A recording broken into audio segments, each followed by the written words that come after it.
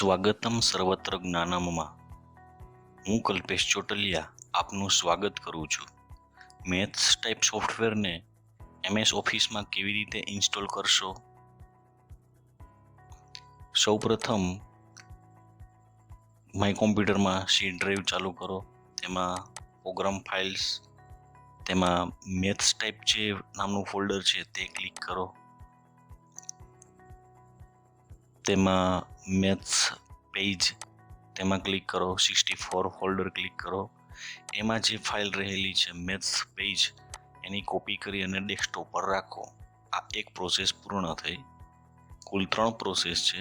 હવે બીજી process, my કોમ્પ્યુટરમાં સી ડ્રાઈવમાં પ્રોગ્રામ ફાઇલ, ફરીથી મેથ્સ ટાઈપમાં ઓફિસ સપોર્ટ લખેલું છે તેમાં ક્લિક કરો, 64 લખેલું છે તેમાં ક્લિક કરો.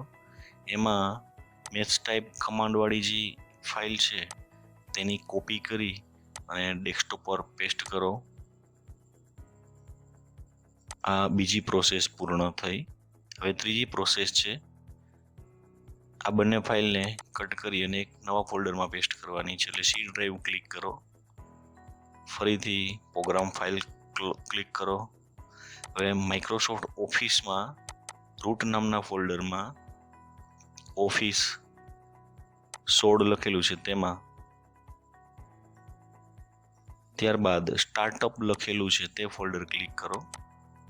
હવે જે બંને ફાઇલ છે જે ડેસ્કટોપ ઉપર તેને કટ કરવાની છે અને આ જે ફોલ્ડર આપણે ઓપન કરેલું છે તેમાં પેસ્ટ કરવાની છે.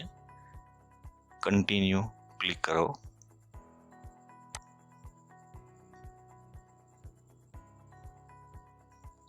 કન્ટિન્યુ ક્લિક કરો. તો આ રીતે બંને ફાઇલ છે એ આ ફોલ્ડરમાં પેસ્ટ થઈ જશે અને આપણે આ ફાઇલનો વર્ડ અને પાવરપોઈન્ટ જે ફાઇલ આવે સોફ્ટવેર છે તેમાં આપણે ઉપયોગ કરી શકીએ છીએ.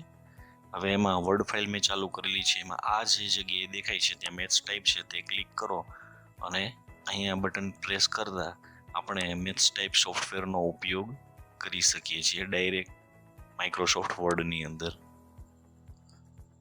ઉદાહરણ તરીકે એક 2/4 બરાબર 1/2 લખવું છે.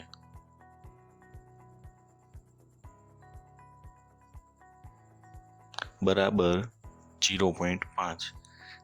કંટ્રોલ S પ્રેસ કરવાનું અને અહીંયા ક્લોઝ કરતા વર્ડની ફાઇલમાં જે સમીકરણ છે તે લખાઈને આવી જાય છે આ રીતે. ત્યારબાદ અન્ય એક સમીકરણ છે, x² plus y² Z². Control S કરશું એટલે આ ફાઇલ છે, આ જે ઇક્વેશન છે તે વર્ડ ફાઇલમાં લખાઈ જશે આ રીતે.